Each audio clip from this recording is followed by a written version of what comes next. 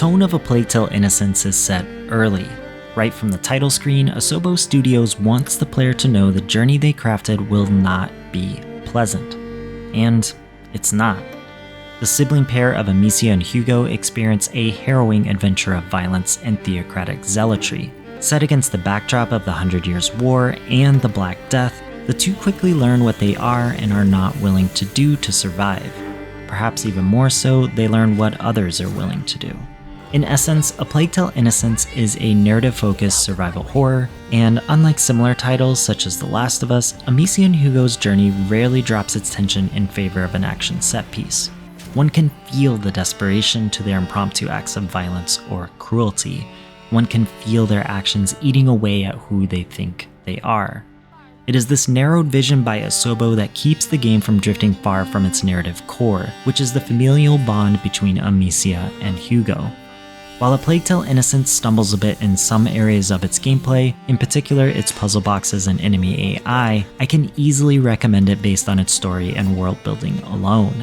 It's yet another great example of why narratives and characterization matter in video games, and how easy it is to overlook shortcomings if the tale is engaging and meaningful.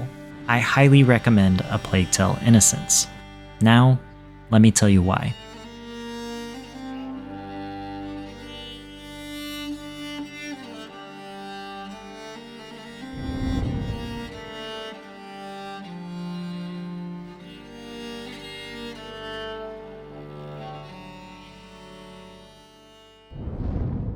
Asobo Studios is punching way above its weight class with A Plague Tale. For such a small team, they have crafted a brilliant looking video game that at times rivals some of the best looking AAA titles in the last few years. Artistic creativity is in full force throughout A Plague Tale's quests. From idyllic groves blanketed in fall leaves to gothic cathedrals marred by strange black tar, the environments never fail to impress. In fact, a lot of emotional weight is added by the world, especially when the scope widens a bit to showcase what else is happening beyond Amicia and Hugo. As an example, when our heroes find themselves on the remnants of a battlefield, it's clear that rats aren't the only blight marauding across the French countryside. Villages are torn to pieces in the conflict, and the Black Death only deepens any injuries the common folk tend. These grim, grisly moments shake the young heroes and put into perspective the amount of suffering occurring around them. These same moments often push the player to do horrific violence against, frankly, people just doing their jobs. Oh Lord, it's horrible, but it worked. In some instances, I searched for any alternative way to get through an area so I wouldn't have to watch someone perish in graphic detail. I don't think the impact of these moments would be as great if the fidelity were worse. So often in games or movies in the horror genre, and yes, I would definitely classify A Plague Tale as a horror game, the spectacle of violence is the entertainment presented. I don't feel that way here. I think the spectacle of watching a man get devoured by rats is a vehicle for growth and discovery. It sharpens the choices made by the characters into something visceral instead of abstract. To dial down the presentation of A Plague Tale is to dial down the narrative. That is an amazing feat by Asobo. Lord, Are they really all dead? they've been slaughtered. By the Inquisition, probably. I'm going to be sick. One other aspect that is outstanding is the sound and music. If there is one thing I must recommend while playing this game, it is to wear a good set of headphones. The soundscape of rats skittering about or squealing in their disgusting hordes is quite the experience. Not only does it increase the intensity, but it can aid in figuring out what's going on around the player. There were instances of enemies unexpectedly appearing, but I was able to react quickly enough because of echoing footsteps or under-breath mutterings. I really can't understate how immersive the game becomes with headphones. Olivier Dervier, or Ollie D as I like to call him, is the composer for A Plague Tale: Innocence's soundtrack, and he provides an excellent selection of strings and rhythmic beats to accompany the gameplay and cutscenes. These pieces are often brooding and pulse with anxiety. There are only a few striking melodies throughout the entire soundtrack, and I really feel this captures the mood of the game on the whole. Of note, there are a few tracks with chills-inducing backing vocals that accentuate intensity or bleakness as needed. This isn't a collection I'll be listening to often because of how dreary it can feel. Much like the fantastic Frostpunk soundtrack, I have to be in a certain mood to indulge in the drudgery. The last part I want to talk about is the voice acting, which is very good overall. Both the French and English actors and actresses bring a fervent energy during their performances, and I find it incredible how unknown and/or young some of them are. The only negative I have to throw at this section is the facial animation, which unfortunately dampens those performances. While I do wish this aspect of the presentation matched the abilities of the voiceover team, I have to cut Asobo some slack. They are a small team, as I stated previously. Facial animation, especially good facial animation, takes a lot of effort and technology to get right. Here's to hoping Asobo gets the budget, talent, and technology to improve everything in this area. Overall, the presentation of A Plague Tale: Innocence leaves little to be desired. It is gritty, grimy, beautiful, haunting, and tragic all at once. I'm still blown away by what Asobo accomplished from a fidelity standpoint and look forward to whatever big leaps they take, and I know they will take, in their next project. This apple tree was planted when you were born. It will prove your worth. Sir Knight, what are the terms of the test? The sacred apples of the sacred apple tree have been corrupted by a great evil. Amicia and Hugo's journey is fraught with danger. Between the Inquisition, British Army, and Black Death, there are plenty of ways the two can end up on the wrong side of a grave. It doesn't help that the pair are nobles without the necessary knowledge and physical prowess to truly survive and defend themselves. But that's not to say they aren't survivors. Their background and age doesn't lend to brawling with fully grown men in knight armor honed by combat, but they are resourceful and desperate, which are two very powerful factors in their favor. The bulk of gameplay revolves around this power difference between external forces and what the pair can actually do. Amicia is a 15-year-old girl, not a fighter, and as such she needs to sneak into advantageous positions and use the environment to distract or dispatch her foes. She is also a big sister who must keep a watchful eye on her 5-year-old brother. Even when a few more people join their cause, the ragtag bunch still only amounts to a small group of teenagers, going against a well-equipped and more seasoned onslaught of combatants. So what exactly can the pair do? Well, primarily they will be sneaking when possible and creating traps when they can't. It is pretty rare in my experience to fight enemies head-on, and in those rare instances when one must ready Amicia's slingshot for a fight, it very often ends in failure or skirting by on pure adrenaline. The consequences are steep. If she gets caught, she dies. Because failure is swift, tension is high when navigating around patrols and guards. A meter above an enemy's head indicates if they notice the player or any sounds in their vicinity. Amicia can use a variety of tools centered around making noise, putting enemies to sleep, and starting or snuffing out fires. Fires and light sources are of particular interest here. Normally in a survival or stealth game, sticking to shadows is the best way to avoid getting caught. But that's where the rats complicate matters. The diseased rats of A Plague Tale: Innocence are afraid of fire because light can actually kill them. Anywhere a torch or bonfire is lit will be free of rats. Just like the knights on patrol, if the rats find Amicia, they will kill her immediately. But the same can be said for any adversaries caught by the deadly rodents. Clinging to the light keeps Amicia safe from packs of rats, but clearly visible to enemies. This is where her toolkit comes in handy. Manipulating when fires are extinguished or lit can trap or kill guards using rats. Finding the right sequence of lighting fires, distracting guards, and taking out lone sentries makes the various sandbox areas play out like an intricate mystifier. Because one mistake can quickly lead to death, experimentation and scouting are typically the best approach. However, even the best intentions can fall flat because of the enemy AI. The AI reminds me of old PlayStation 1 titles like Metal Gear Solid or Tenchu. Enemies will often see Amicia or one of their comrades die, run over to investigate, decide nothing is wrong, and go back to their post.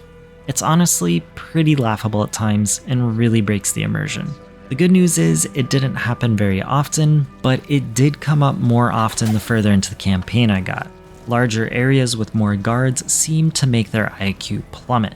I have to admit that it didn't bother me too much, but I found it surprising considering the quality of everything else.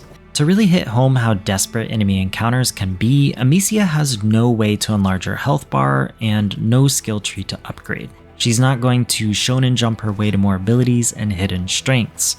She largely stays the same with the addition of a few tools at her disposal.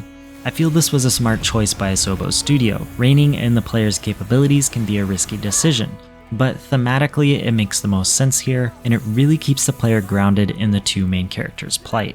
Sticking with the survival horror label I slapped onto the game earlier, A Plague Tale: Innocence does require resource management, but I would say it's more akin to The Last of Us than Resident Evil or Silent Hill. Amicia will need to scour any and every crevice to find the supplies she needs to progress. Most of the crafting she'll do is related to her slingshot, but there are some upgrades she can get by collecting sets of tools. These upgrades will let her carry more supplies, reload the slingshot faster, or let her use some throwables in different ways. That's much better. With the right materials, I could improve it even more. Unfortunately, the items are plentiful. I'd actually say there are too many resources available at times. This is especially a problem in boss fights or semi-scripted events where it's clear the developers designed a certain strategy to succeed and didn't want the player to end up not having the resources required. It would have been more interesting to allow the player to work out their own scheme to win or suffer the consequences of wasting valuable items. The last portion of gameplay I want to touch on is the puzzles. Most areas that don't involve enemies ask the player to navigate tricky sections surrounding rats. Light a torch here, move a box there, nothing stands out in any meaningful way. I didn't find any of the puzzle rooms offensive or difficult, but none of them were memorable save for one section in a barn that involved a pig and another that forced me to kill a guard in a horrific manner. Again, the puzzles reminded me of PlayStation 1 era games where moving blocks and dodging traps were par for the course. I can't say I minded these parts, but they did little to move the needle of my enjoyment with a few exceptions. Gameplay is the weakest link in A Plague Tale: Innocence's chain, but I wouldn't say it's actually a weak link. There's definitely room for improvement, especially on the AI side, but I found most encounters to be enjoyable and the puzzles largely serviceable, if unfortunately forgettable. I know this isn't a resounding thumbs up for the gameplay, but I want to make it clear that I savored my time, bar a few annoyances. That's a great accomplishment considering the package as a whole. You're having a bad dream. Are you awake already? Yes, I found lots and lots and lots of things. Come and see, you'll really like them. If it isn't clear already, I found the narrative of A Plague Tale: Innocence to be quite wonderful. Well, as wonderful as a dark story like this one can be. It starts out quaint enough. A walk in the woods with Amicia and Hugo's father leads to a horrible discovery, which transforms into an all-out escape from the only world the siblings have ever known. Everything beyond the opening is full of terror, narrow evasions, and tragedy, which admittedly doesn't make for an uplifting experience. However, unlike other serious narratives in the video game industry, A Plague Tale never felt gratuitous to be edgy, nor did it wallow in its darker themes, which can lead to the feeling of misery porn found in other titles. The struggles of the protagonists are certainly arduous.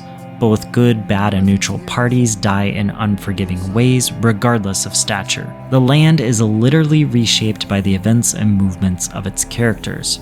While the story starts small, it grows in scope in a way that feels like a natural progression rather than a desire by the writers. Even when the stakes increase and the scales of reality tip towards supernatural, the player is grounded by the simple bonds formed between its tiny troop of heroes. Much like other beloved games that deal with unpleasant events, A Plague Tale sticks the landing because of these relationships. And while people like Arthur, Lucas, or Roderick act as bricks to make the narrative structure bolder and bigger, it is the mortar cemented between Amicia and Hugo that holds everything together.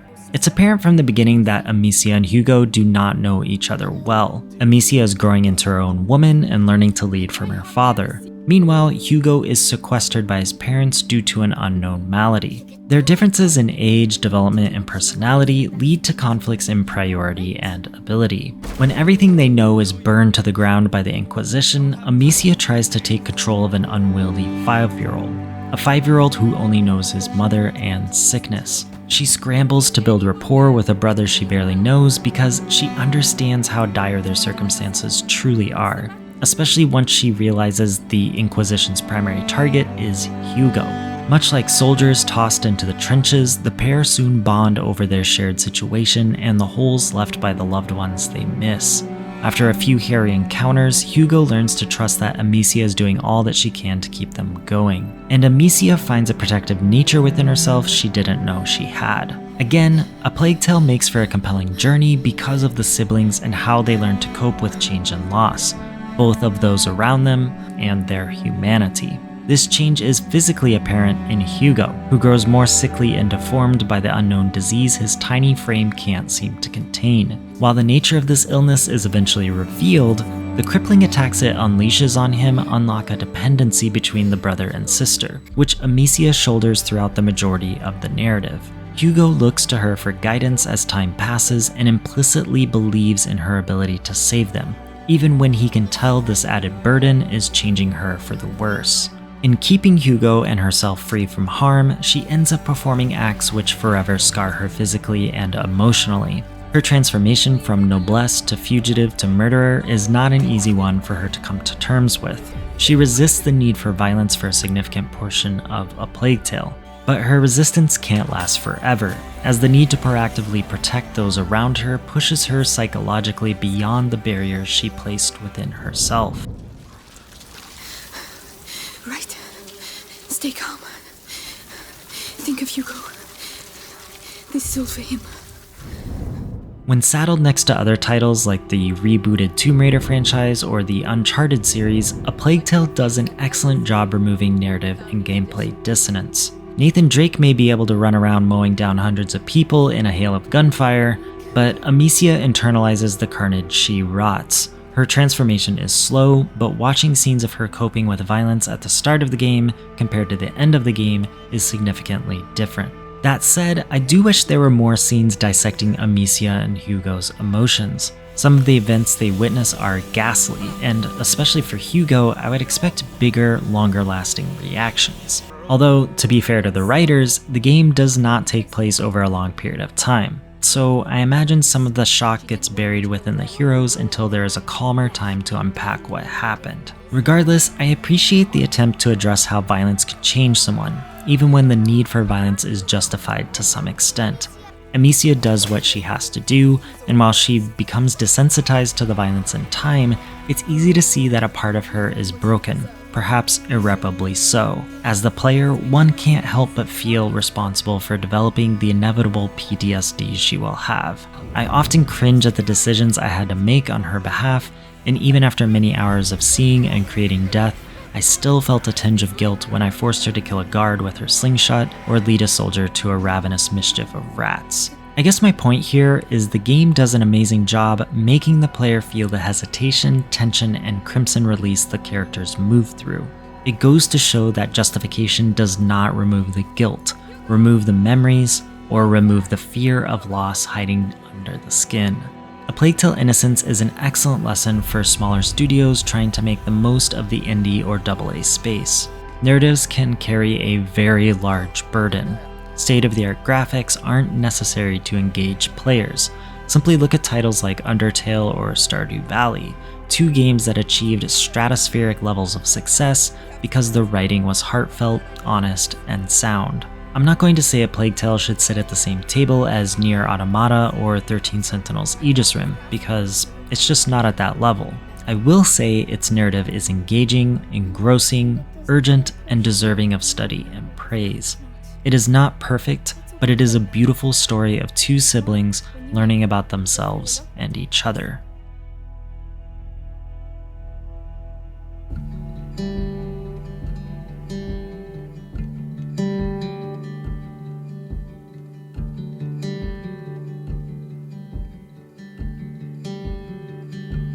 I hope at this point I've managed to convince whoever's listening why they should give A Plague Tale: Innocence a go. The presentation from top to bottom is gruesome and incredible. The gameplay, while not top tier or super inventive, is a great foundation to build from and does what it needs to do to keep the player moving from set piece to set piece. And the narrative? Well, I just spent a bit talking about how much I enjoyed it, so I won't rehash that here. At the time of this video's publication, it's available through Game Pass and was given away as part of PlayStation Plus and Epic Games Store's weekly refreshes in the last year, so there are plenty of options available to check it out. I highly recommend A Plague Tale: Innocence. Have yourself a good one.